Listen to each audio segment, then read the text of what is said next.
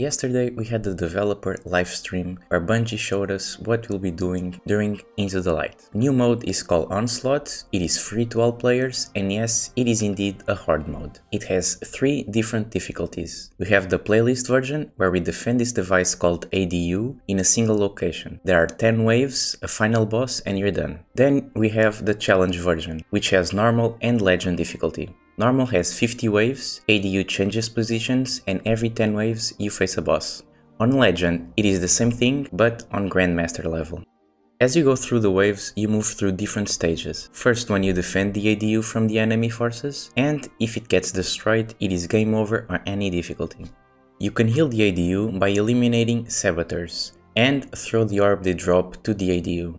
You'll get some scrap too for your troubles, and if the orb is thrown while the ADU is with max health, you'll receive 3 times the scrap. You also earn scrap by killing enemies. Note that scrap is earned together but spent individually. You can use it to buy defense systems like sweeper bots, turrets or tripwires. Second stage, you go fight inside of a pyramid against the forces of the Witness. After that, you come back to the last city to build and upgrade your defenses, which are all upgradable using scrap. Defenses have 3 levels and will take around 12k scrap to go from 1 to 3 depending on what you use. And if your upgraded defense get destroyed, they will go back to level 1. You keep doing this until you reach the final wave, which leads us to the rewards. In the playlist version, you get a chest in the final wave, wave 10.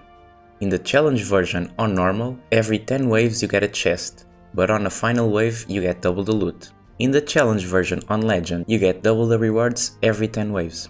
They also mention there might be a few surprises at the end if you're lucky.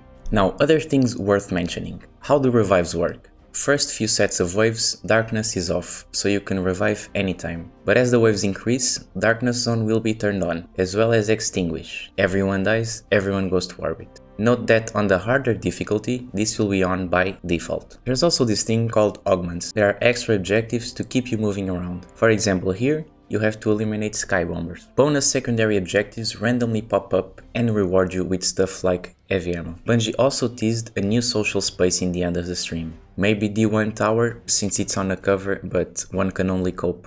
One other thing that I noticed was the new rep for this activity, as well as a new currency called Trophy of Bravery. Probably to get some different rules on a new arsenal, or maybe even some perks for the new activity. We'll have to wait and see.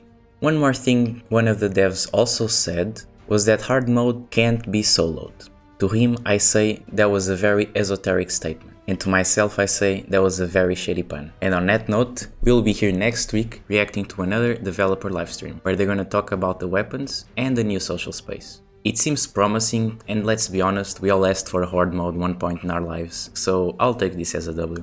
What I don't take as a W is these useless microtransactions. So here, one of the best games ever made, Red Dead Redemption 2, is on sale on the Epic Store and it's $5 cheaper than the new Ghostbusters bundle Bungie made available. Red Dead Redemption 2 for $20 or Ghost Shell and whatever else for $25. That's a crazy sentence right there. Peace out everyone.